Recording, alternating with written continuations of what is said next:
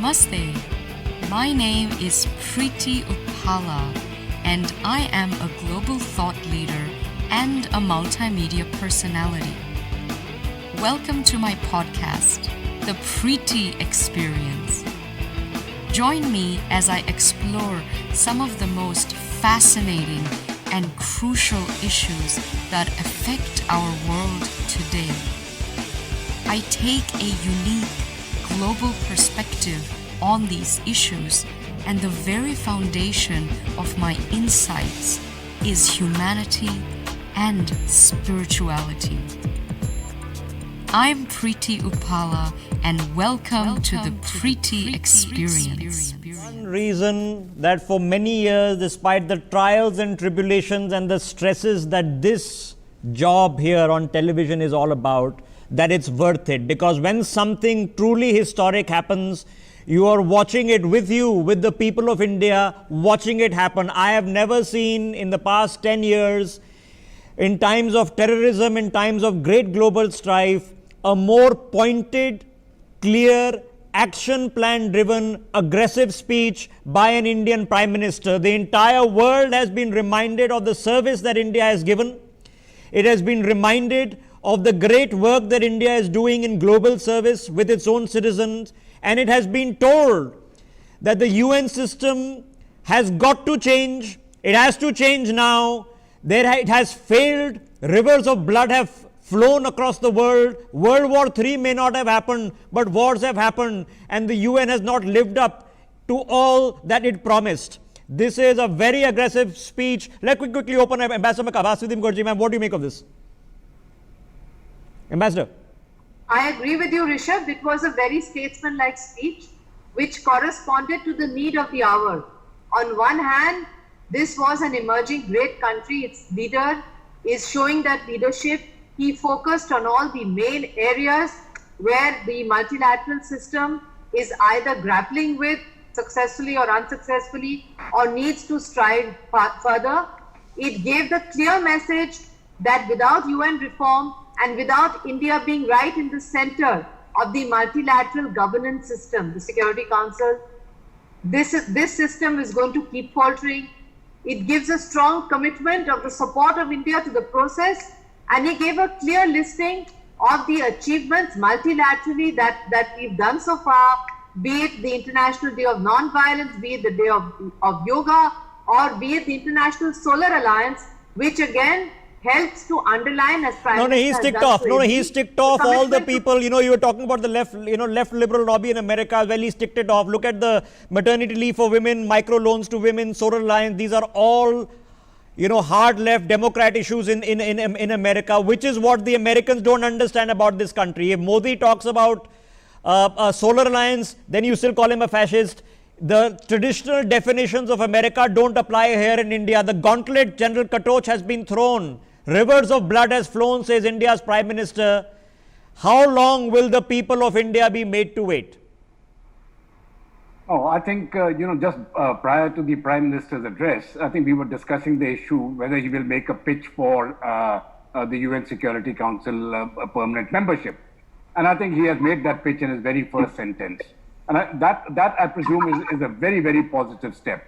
Now, from here, as you were talking about earlier, Rishabh, of putting all the ducks in a row, I think this is the first step in putting those ducks in a row. I thought this would be the end step of the ducks in a row. Let me just take you one by one, General Katoch, what he has said. We've been there as a founding member. The world of 1945 was much different from today. Entire global environment has changed. The idea with which the UN was formed reflected that time. Today is a totally different era. The needs and challenges are different. There is a big question before the world. Can an organization like the UN still be rooted in 1945? If times change and we don't change, we become weaker. The UN has many achievements, but there are many examples needing deep introspection. Yes, it's true that World War III did not happen, but we cannot ignore that many wars have indeed happened. Terror attacks have scarred the world. Rivers of blood have flown. Lakhs of innocents have died. Many have lost their homes and dreams. then and now, were the efforts of the UN enough? Question mark. General Katoj, if somebody had to show up a mirror in a very bold fashion, that has just happened. Yes, I think the mirror has been shown absolutely appropriately.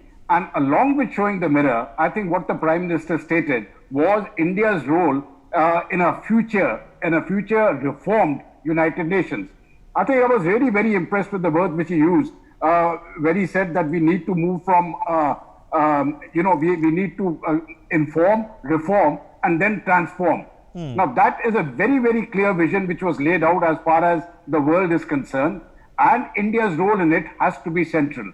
So I think the pitch which have all been he's done what the Indian Prime Minister's job is to do, to make it about India. He's not made this about China or Pakistan at all, and we all heard what their speeches was. Sumit Peer, I mean, I don't want to call it a roasting, okay, because introspection is what the Prime Minister called for, and it is a very important introspection. Prime Minister Modi has just asked the UN, in the time of a global pandemic, where is the UN?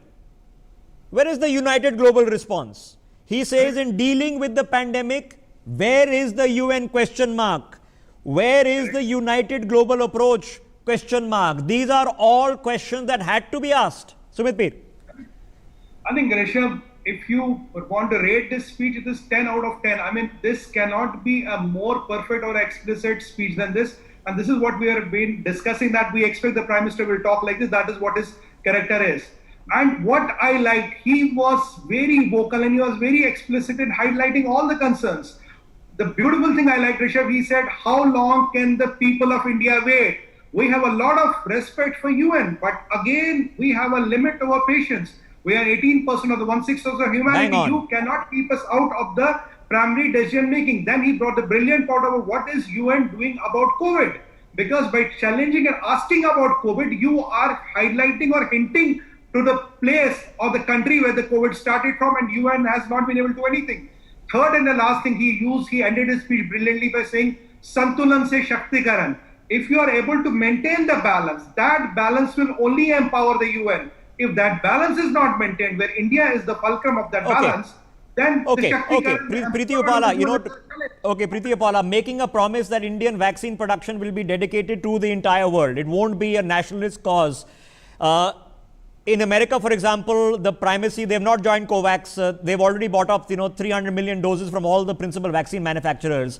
But in the end, the manufacturing to the almost 1 billion dose a year capacity can only happen here in India. Making this announcement for an American audience across party lines, how is it going to reverberate there? Oh, I think it's going to be, it's going to do wonderfully well. I think even before this speech, obviously, all eyes were on India because it's one of the few countries that has the scale and the scope to be the pharmacy for the world. It's already helped over 170 countries. And if there was a vaccine that somebody could trust, I think it would be one that's coming out of India and not one that's coming out of China. So I think this is where we need to put pressure. So Preeti Upala, the context of HCQ was different, but the very fact that we did the HCQ supplies at a time when the world was still wondering and trying to figure out HCQ to the Americans became a huge issue with the Americans and Donald Trump. And I think personal thanks came there. If the vaccine supply now starts happening from India, understanding that regardless of the political spectrum, this is going to be a huge deal, this announcement during the time of an American election. Do we expect then this to be noted on with the representatives both in the Biden camp and the Trump camp? Well, I think at least from the current administration, yes, they've made foreign policy very much the heart of their own campaign. So I think this only helps them as well, and they can also reach out to the Indian American diaspora. But I think the Prime Minister made a great case for India as a global force multiplier and the force for good in the world, and a great example of what a country should be, and an example of what the other rogue elements are not doing. So I think he's done a great job. Bang on. That's table slapping. Ambassador Vishnu Prakash, generally UN speeches are supposed to be, very repetitive of the same tokenisms. This is anything but tokenism. I've never seen an Indian Prime Minister stand there and ask a very blatant question. Where is the UN united response in the middle of a pandemic? You guys need to introspect. Ambassador Prakash. absolutely right, and he started on that point. And his message, the question was loud and clear.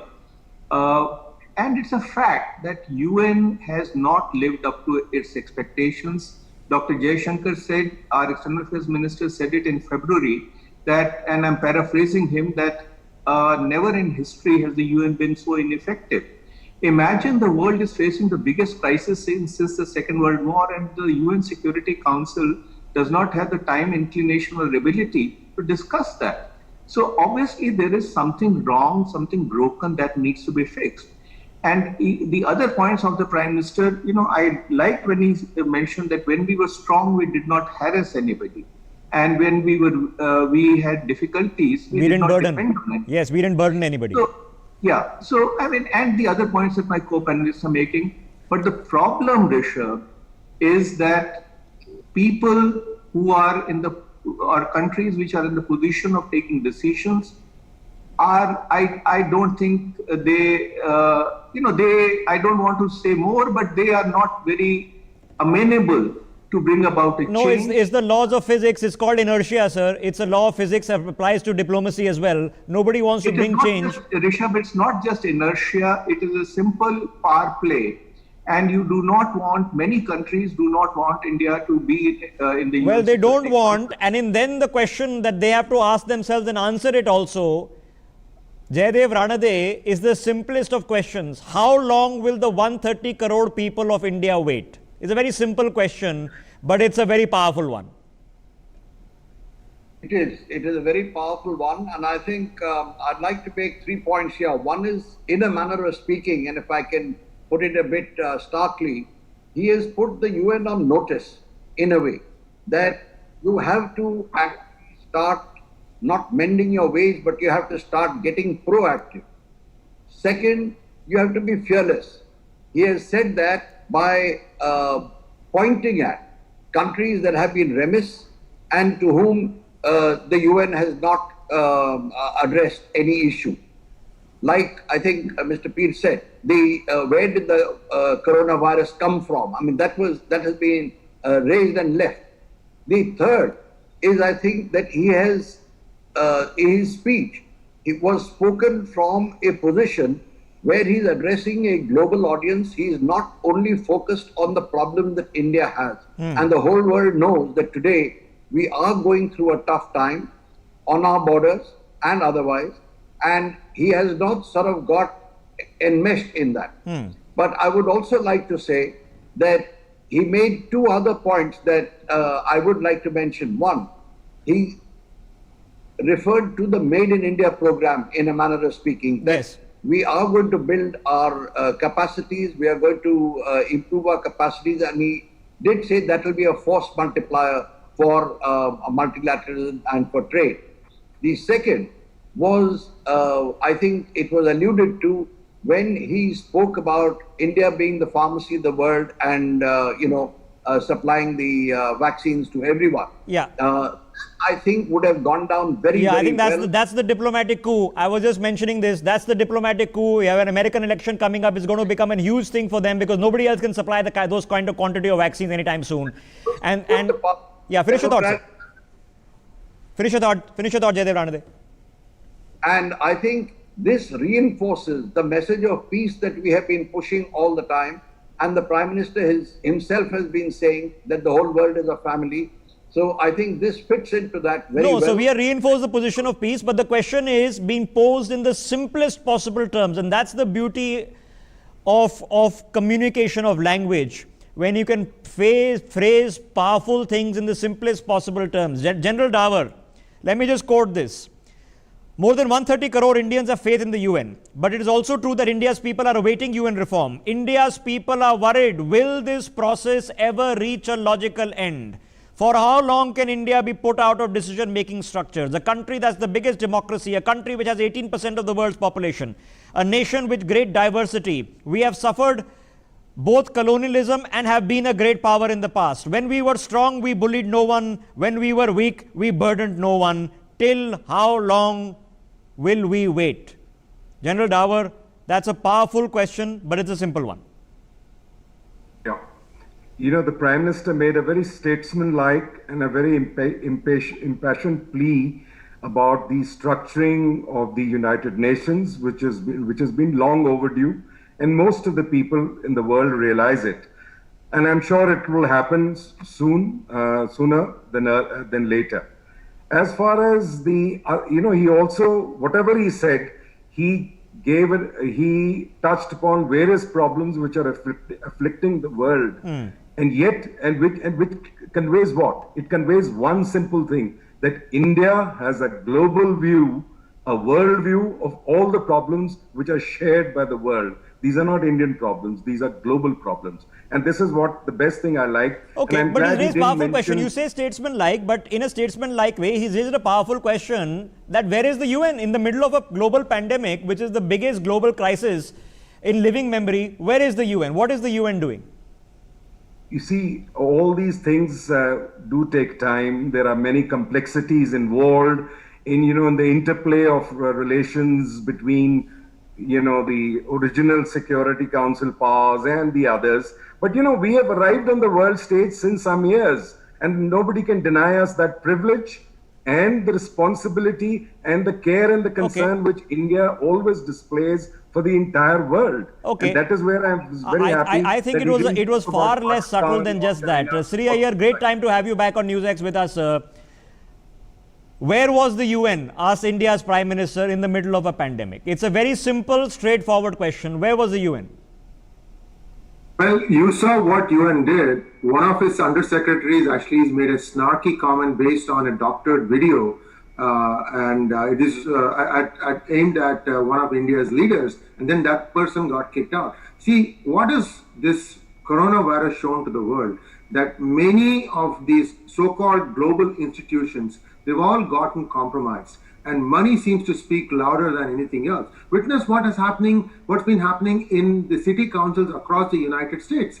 7 city councils have passed anti-CAA resolution, verbatim, almost the same text, all being produced and given to them by CAIR, Council for American Islamic Relations. And if you look at the CAIR, who are they? These guys are funded by some terrorist elements. And it's a known fact. It's not even like it's a possibility at all. So, but nobody is able to stop this. And I think UN also has fallen victim to similar kind of machinations. So if India becomes a member of the Security Council, I think that is a very, very significant positive development for India, because India can no longer be, pushed aside the way it has been in some of these resolutions. And I hope that happens. And overall, I think right now, everybody is trying to just stay alive, fighting, literally hanging in there, figuratively and physically. Okay. Let's take it one thing at a time. Sri Iyer making an announcement from a UN podium. I know he's not in New York, but from a UN podium saying that India's vaccine manufacturing will serve the world, which is basically to say that we will be fair and equitable in vaccine export out of India, without which any vaccine effort would have not worked for several years. How important is that statement for a global audience? This vaccine business for COVID, it's going to take at least 18 more months before you can hang a hat on one vaccine and say this one is going to inhibit it. So what the best thing to do is for the population to try and learn how to immunize themselves. True that. But I don't want to get into theory. I'm asking you a straightforward question, Sri Iyer. To make that commitment, the value of the commitment will only be valuable once the vaccine comes. But to say that like we gave you HCQ, we will also give you the vaccine, we won't just produce for India, it's a politically risky call back home, because he can be asked questions that how are you making these promises if you can't look after your own people? Actually, scaling up output in pharma industry is not that difficult. And I think that's what he is thinking about it. He must have done his math. Look, India has always stepped up to the plate whenever the world asked of it for getting more pharma. Okay, I'm just trying to get a pulse check. Ambassador Prakash, making that promise, how important has that been in that speech?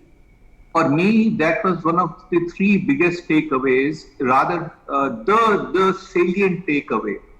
And let us also be clear, he did not say that it will be made available free. India has a track record of making available very critical medications, just as we did for HIV/AIDS, at a very, very competitive price.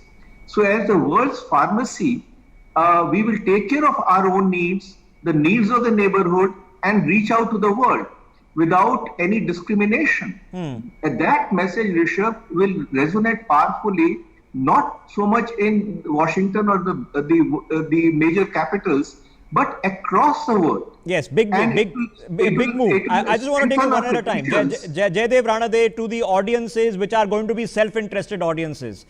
Everybody is running their self-interest in the UN. They are friends of India only because they're interested in being friends of India. This message to a self-interested audience, when it gets reported and reflected in various international capitals, I'm assuming this is going to be the biggest takeaway. You're absolutely correct. And I would like to re-word what you said. And I would say that every human is going to pay a lot of attention to this, regardless of what nationality he is. This will address every human's prime concern today.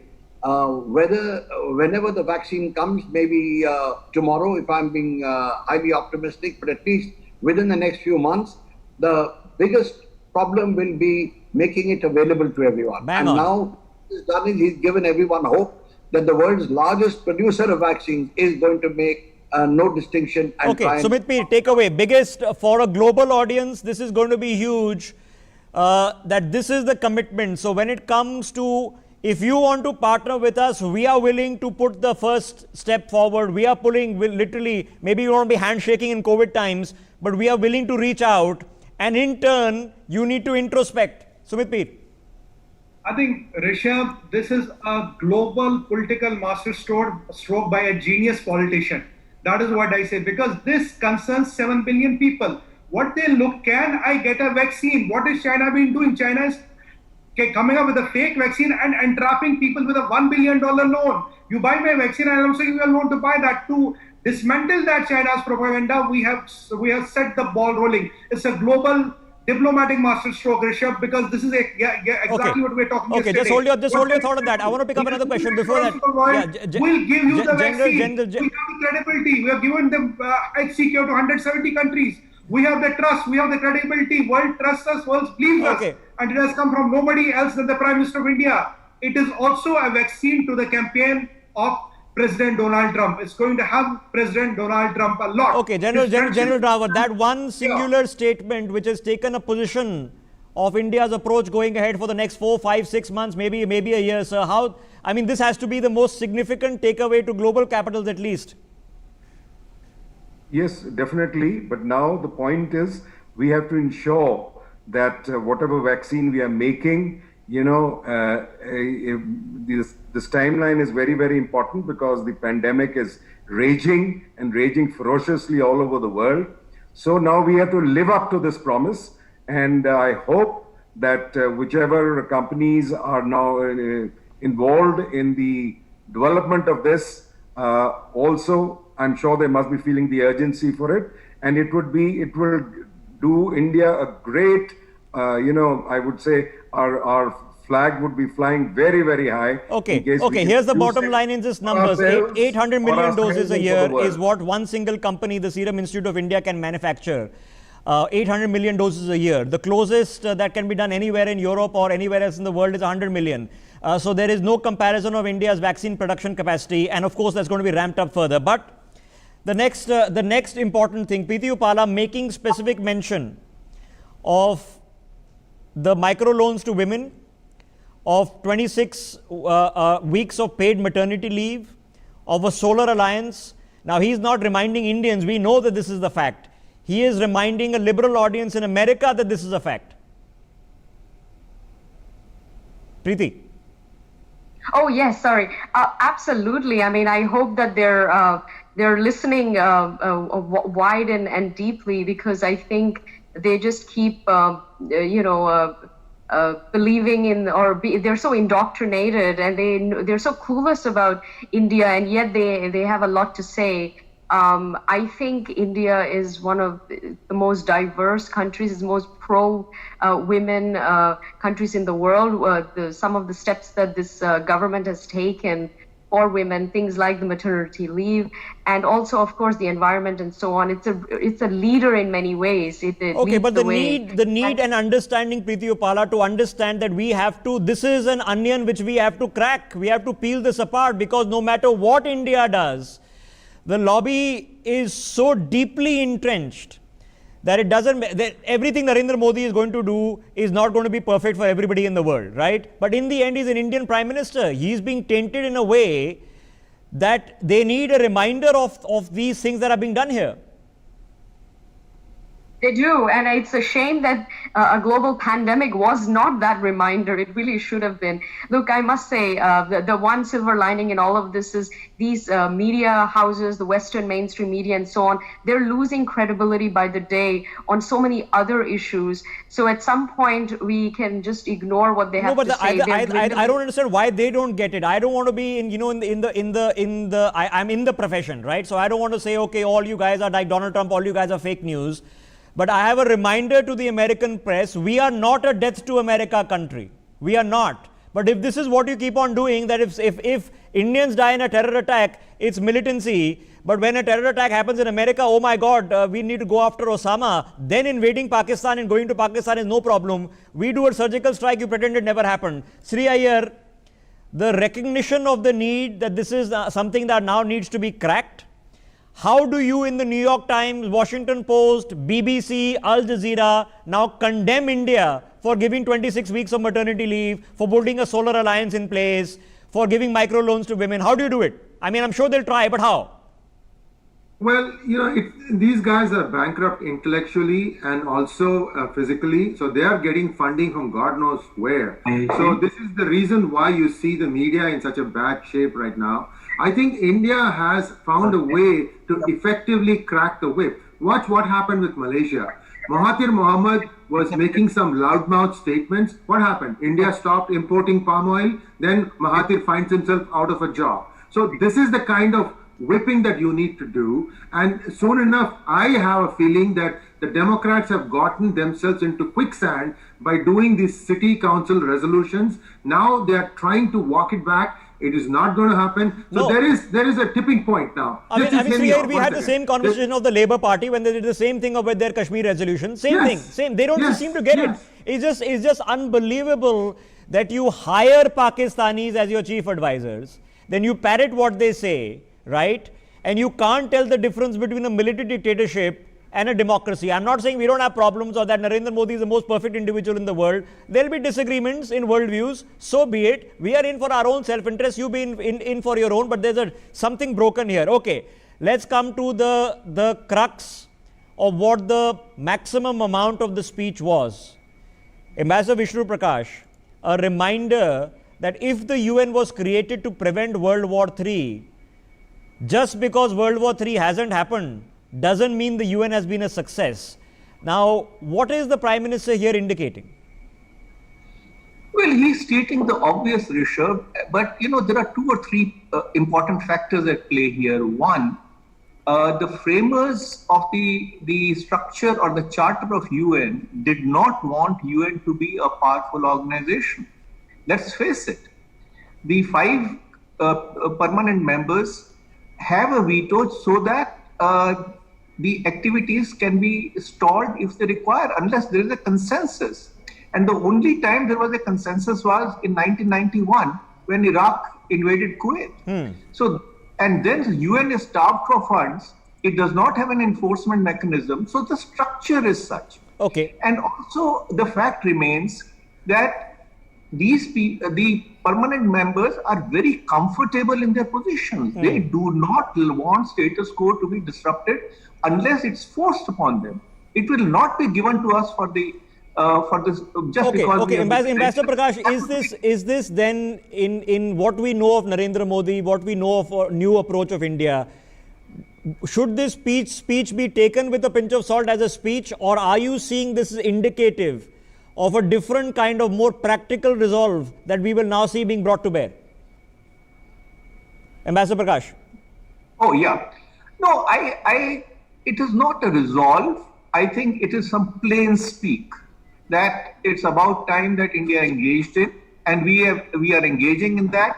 What impact it will have, I am not sure.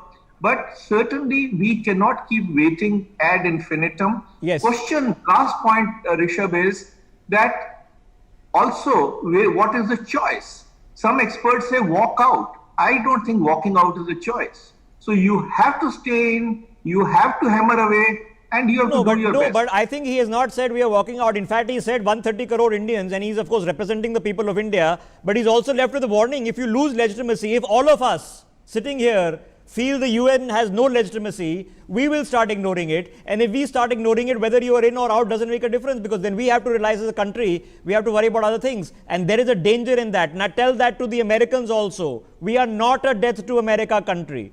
But if you keep treating India the way you do, what happens? What happens? We will remember the reason there are a lot of people in this country, even though China is staring in the face, are very reticent of an alliance with the US, is because we remember what Nixon did and what Kissinger did when you sent the 7th Fleet, and that is not to America's benefit. And here's a problem that I'm just coming back to you, Ambassador Jaidev Ranade.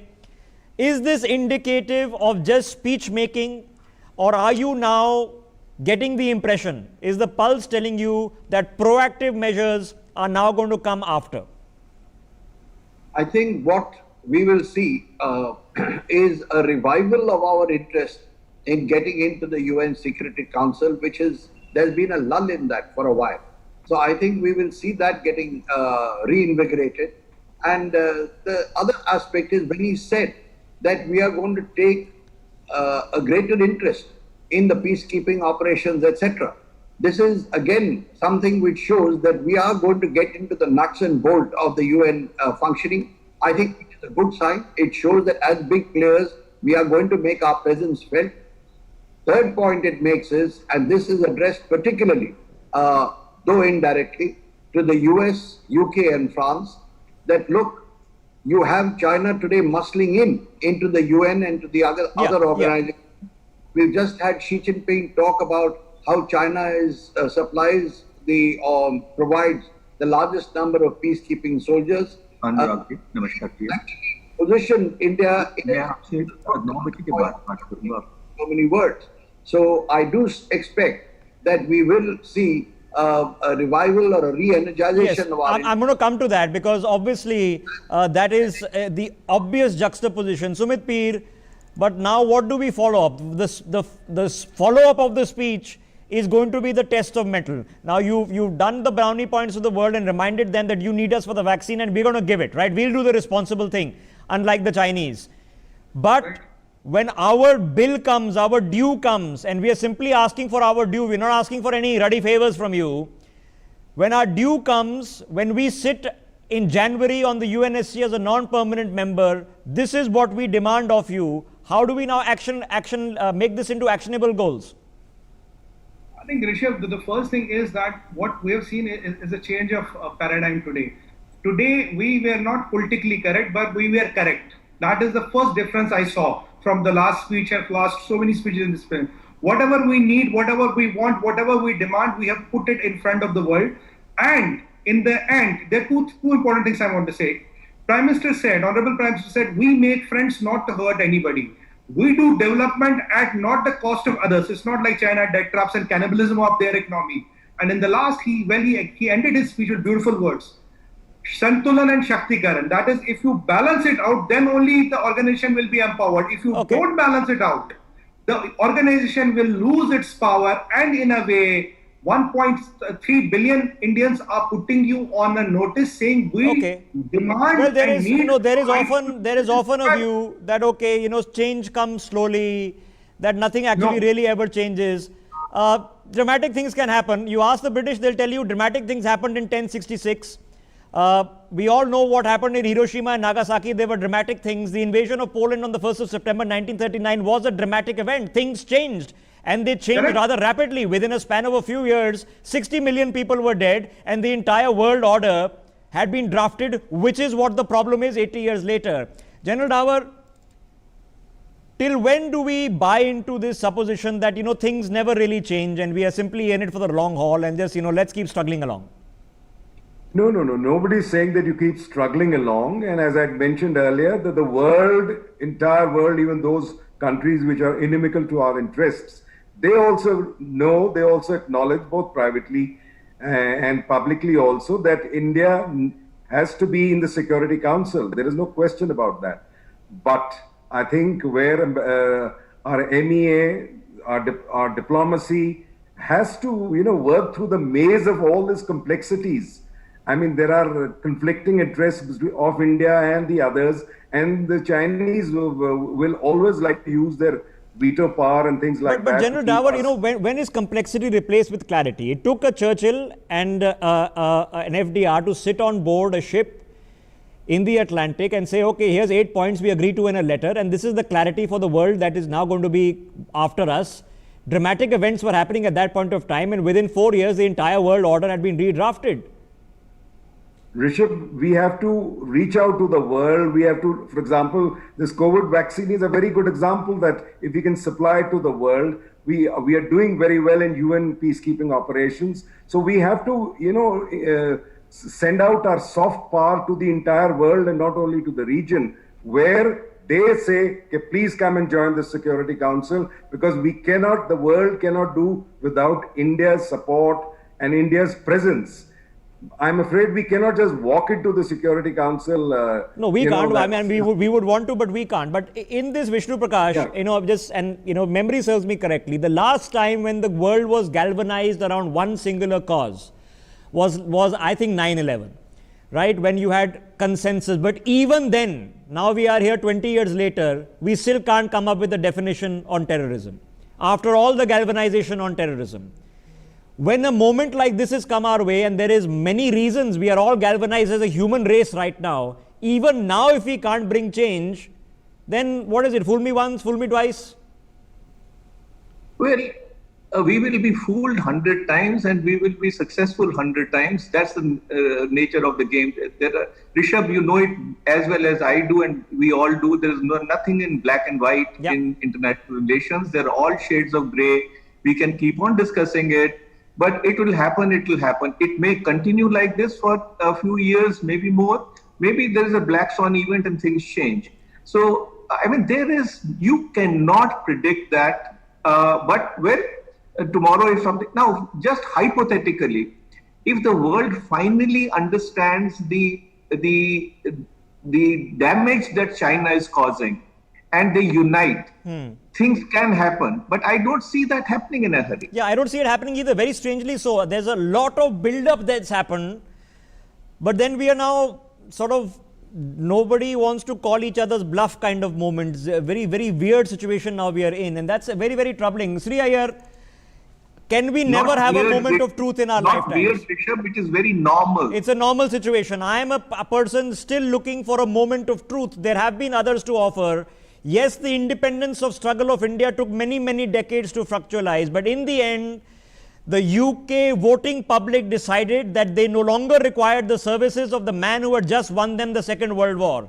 He was kicked out within months of peace in Europe.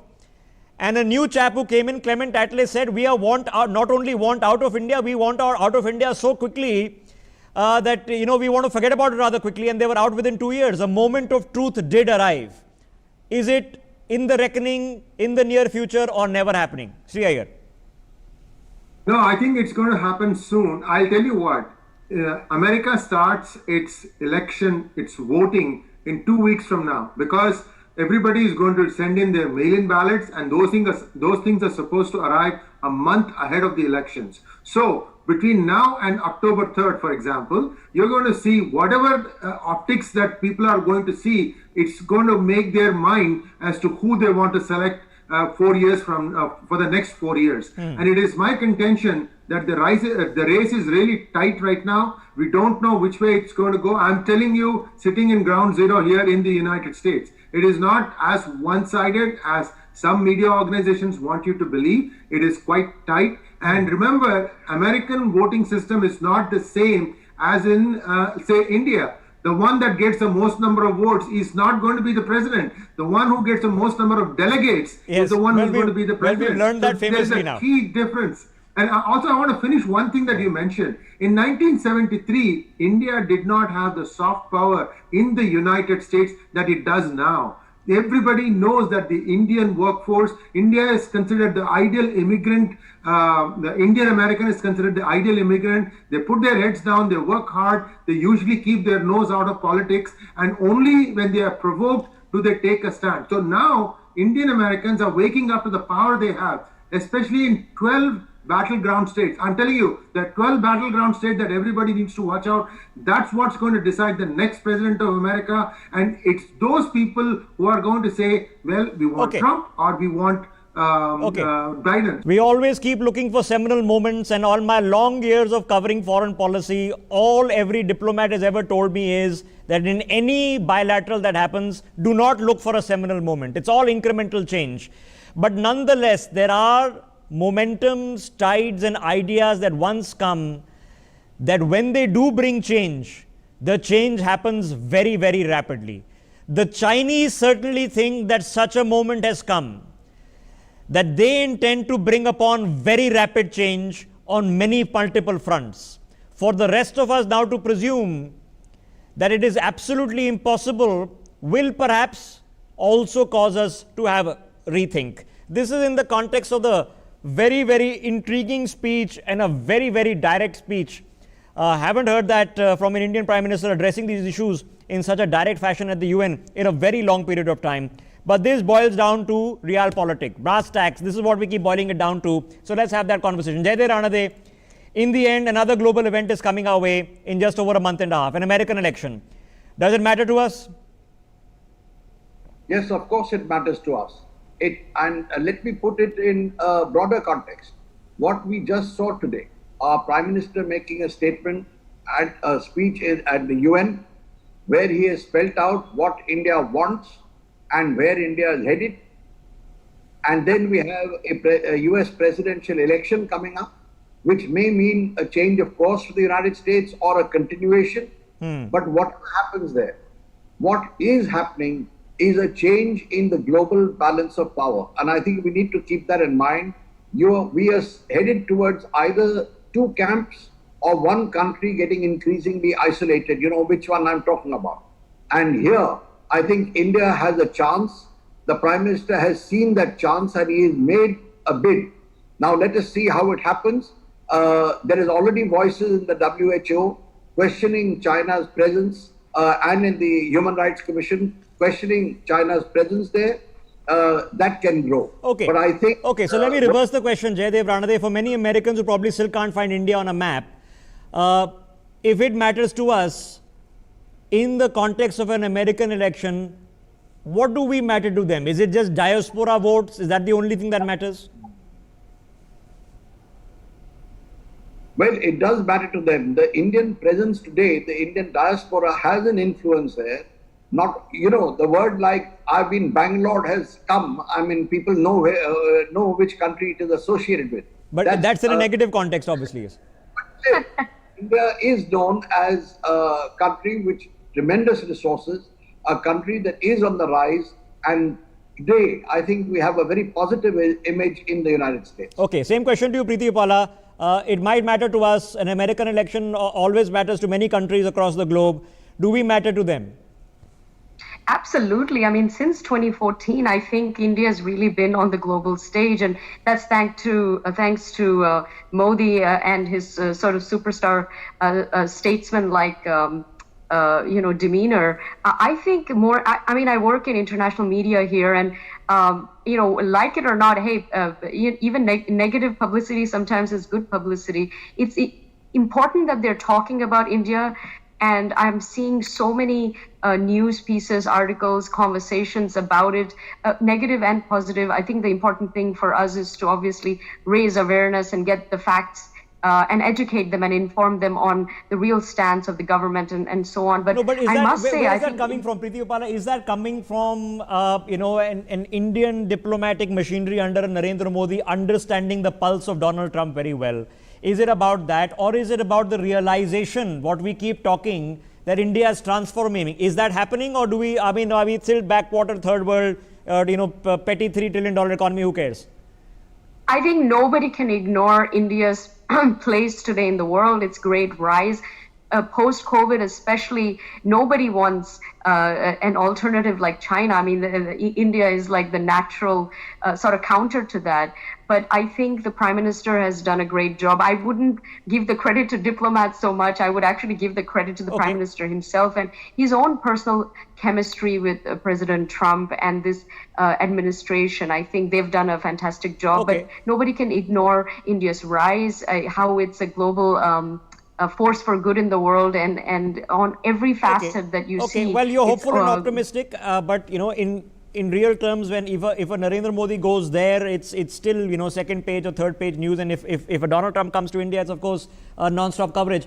General Dawar, in a very real perspective of where things stand, how important is this American election going to be for us, and does it matter honestly which way it ends up?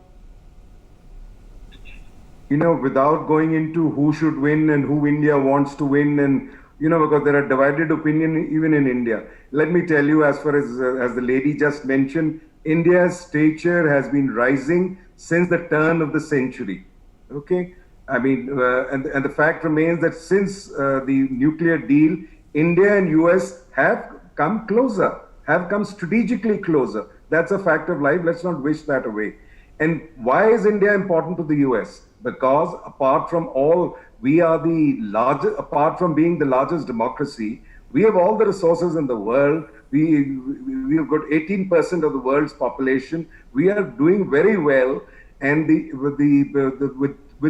America knows that if they want to keep China at bay, well, India has to be in the forefront. It's as simple as that. If you want a rules-based maritime order in the Indo-Pacific, India has to play its role. India has to play its role not only in South Asia, in the entire Asia. What is the Quad? The Americans know the importance of it and things like that. Okay. So India, whoever comes to power there, whether the Democrats or Republicans, I'm sorry, the importance and the stature of India is non-negotiable. No strategist can now ignore India. We are a power we are a global power in the making. So the point is, India. The self-evidency of this gets reflected where, General Dawar? Do we reflect it in the fact that Google and Facebook are now trying to invest in Indian companies? Do we reflect it in the fact that they are now willing to sell weaponry to us like they were not before, maybe even do technology transfer? What's the translation of this? Yes, very good question. All this, the bonhomie between the political leadership of India and US naturally will translate itself to military support, to economic, linkages and things like that. And now with the China factor coming in, I think if Indo-American relations take a great jump, somebody will have to thank China also for it, because China is getting themselves isolated in this thing. And we are also very keen. For example, you take South Asia. Now you take Afghanistan. Sir. The Americans want to get out, have an exit strategy, leaving Afghanistan in a mess. Now that is where India must come in and tell them that, look, you cannot leave Afghanistan like this. So things like that, there is strategic congruence now building up between America. I think there you have it. India. Congruence, conflicts of interest, and yes, it has to become conflicts of interest. Or democracy and all that is all very well, but there has to be a confluence of interest. Yes, finish your thought. Sorry, you didn't get me. I said, Rishabh, what I said, there is strategic congruence on a lot of matters between India and America, which affects and impacts both the countries. Militarily. No, you're bang on. So what I was saying was, we often talk about democracies, but in the end, there has to be a confluence of interests. And not only is it happening between India and America, it's happening because the American interests in many, many countries, India is pivotal to a lot of these countries. But Jaidev Ranade, in boiling it down to brass tacks, the last great seminal pivotal moment was when an Indian Prime Minister risked his government. Literally, it came down to 2 or 3 votes. Manmohan Singh could have lost a vote of confidence to get the Indo-US nuclear deal through. George Bush went out of his way, arm twisted even the Chinese to get it done. In real world terms, other than technology transfer and getting India out of the technology blacklist, it's not like we got 2,000 nuclear reactors out of the deal. But if that was the game changer, which is the one in real world terms happening right now? I think what we are seeing is today that we are in a very delicate situation. And there were two moments that I think are important. One was the manner in which we projected and got probably almost every country except the rogue countries to accept our call on terror. Everyone backed it, and I think it pushed two countries into a corner particularly. The second is the manner in which we are today having a rub with our northern neighbor. And that is because of the rise in our stature, because of their concerns that we are actually growing to be a challenge, and because of their concerns that we are therefore becoming a nation of interest for the United States. So I won't say it's a seminal moment as yet. It's a seminal moment that is in the process, and we are poised right in the middle to either make it and get our right. Okay, so let's just chart it out for people watching us. What is the logic here? Sumit Peer, help me work this out. Okay, so I mentioned that the biggest American companies are now making high-profile investments here in India, right? Because data companies in India are going to become very, very important. So while the Americans are trying to blacklist Chinese firms from America doing business with Huawei, etc., money is coming here in very real terms. When it came to Kashmir, OIC has backed off from what Pakistan and Turkey want to do. Trump mentioned a couple of times that, I'm happy to mediate, but that was him just talking. In the end, when it came to surgical strike 1, surgical strike 2, surgical strike 3, not a peep was heard from any global capital. Let's ignore Washington Post, New York Times. In real terms, nobody said anything, did anything. Mike Pompeo has been very strongly talking on the Indo-Tibet border and the Chinese aggression over there. These are real things that are changing in a very real way. Can you see another trend here that is building up to some sort of seminal moment? I think, Rishabh, after COVID was the tipping point. COVID was the point which brought the relations to a threshold point. Because after the COVID, America realized that China is somebody who cannot be trusted, and Democrats were the people who got China into the America. In fact, Barack Obama was their brand ambassador. That's what President Donald Trump says, quote unquote. Now, in these tough times, you cannot think of a geopolitical situation without Asia in consideration. If you need an anchor in Asia, if you need a power in Asia which is economically and politically as strong for you to have a hold or a control in Asia, you have two options between India and China. So, but naturally, India is that alliance or that ally which you have to pick, because we are not there to take over your economy. But what do you see? Do I see what is the example of that? Wishes were horses, Sumit Peer. What is the example? Is the example the Apache sale, the Chinook sale, the Howitzer sale? Is it offering the F-35, which we for some reason don't want to take? Is it not sanctioning us after S-400? What is the example of that? Rishabh, 2 points are here. The first of all is all the latest machinery or the equipment which is coming with technology transfer. No US sanctions and nothing are working. Second thing is, when China tried to rise the ante, US moved its warships to South China Sea. What more do you want to see as a proof of concept? Okay. What are US 5 warships doing in South China Sea? Do we have a side? I know it's not black and white Sriya here, but is there a better call for us? Does it matter to us who wins in November? I don't think that the US foreign policy is going to change a lot if the Democrats were to come to power. After all, foreign policy is like a big ship, and that gets steered in its own way. There is a think tank that works on that. My concern here is that people of the United States need to choose wisely, because the next 4 years is going to determine how the world order is going to be 10, 20, 15, 10, 20, 50 years down the road. That is the most important thing, because today the world has not found China guilty yet of whatever happened in Wuhan. Was that a lab-induced experiment gone wrong? Maybe. Nobody has actually sat in judgment, taken a look at the evidence and said, yes, this is something that was manufactured in the lab, that got let out, and because of that, China must be punished. There will be compensatory damage, and there will be punitive damages. These things have not even been, coming up in the vision of people. So for all that to happen, United States needs to show the way. I hope for once the American public looks at this long-term view, that as the leader of the free world, United States has a responsibility not only to itself but to the whole world, and choose its all right, you're saying choose wisely. Okay, you're saying choose wisely, of course, sitting, and any person committed to democracy should obviously be saying that. Vishnu Prakash, does it matter to us? I mean, I've already discussed the traditional logic. As migrants and Indian diaspora would often think that a democratic government is going to be far better for them than a conservative one. All our 20, 30 years of foreign policy have taught us that the opposite is true. A George Bush in his 8 years were far more friendly than a Clinton and Obama that he was sandwiched in between. Does it matter? The frank answer is yes, no, and maybe. Now, you know, on a serious note, let me build on that. Let me build on that. You know, even the diasporic disposition is changing. They are tilting towards the Republican, that is one. When it comes to India's national interests, historically, Republicans have been more responsive. But the Democrats have been more open in terms of getting Indians in. Now, you know, you asked a very pertinent question. When Prime Minister Modi goes to the US, it's page 3. When Trump comes to India, it's page 1. It's very simple, my friend. And Clinton said it. It is the economy, stupid.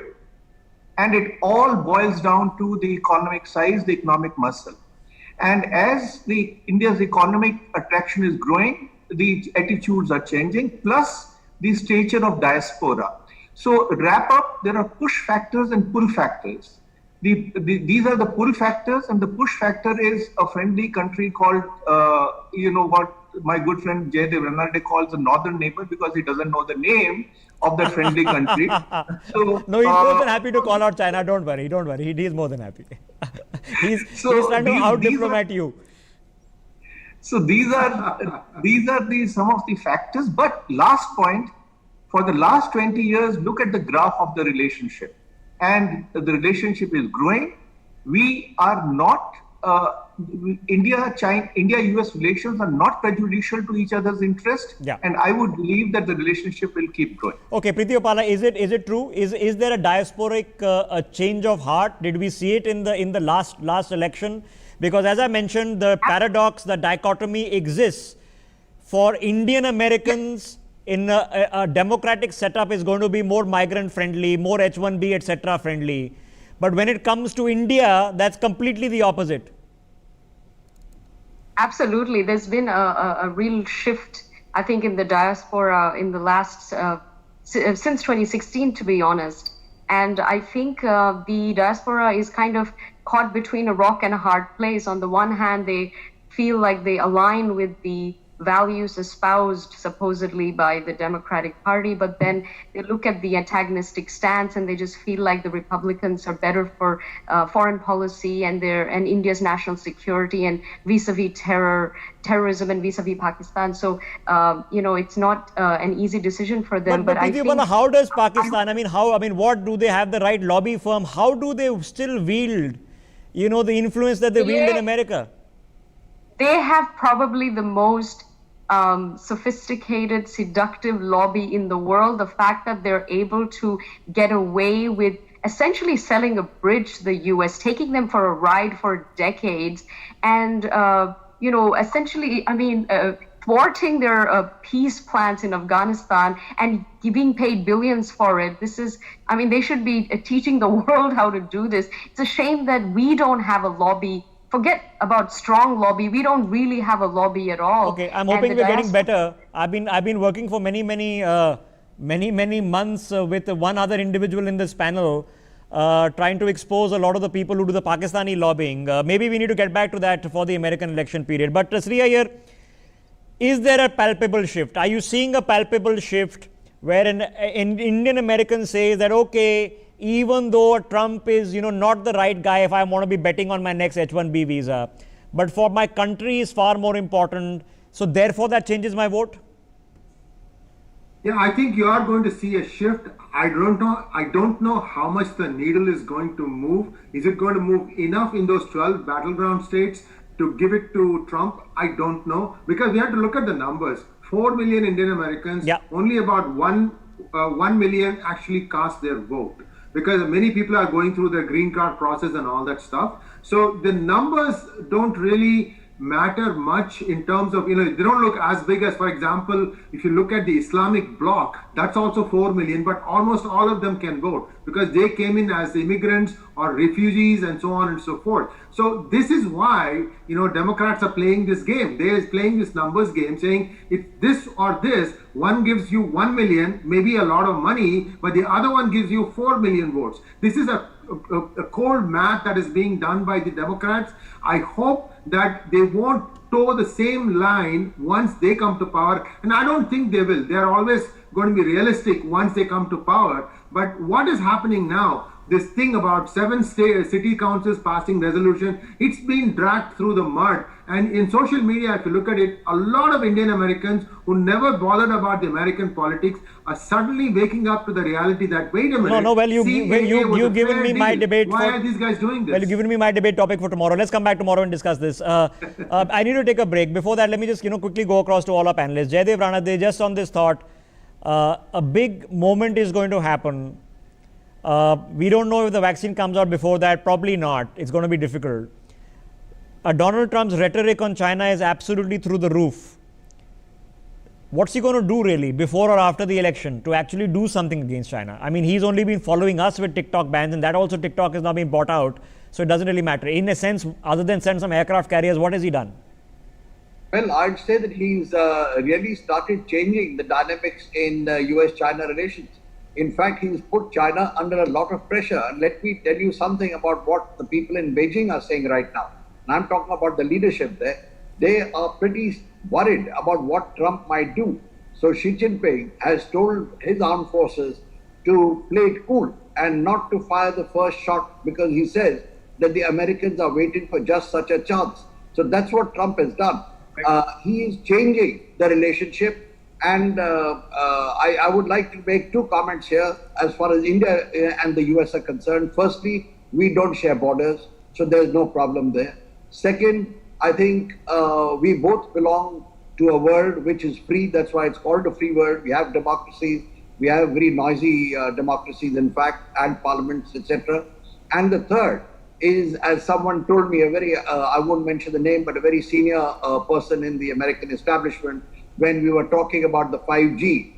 And he said, look, whom would you like to listen in to your conversation? Because someone is listening in any case. You want the Chinese with whom you have a problem, or you want the Americans who are far away? Oh, great.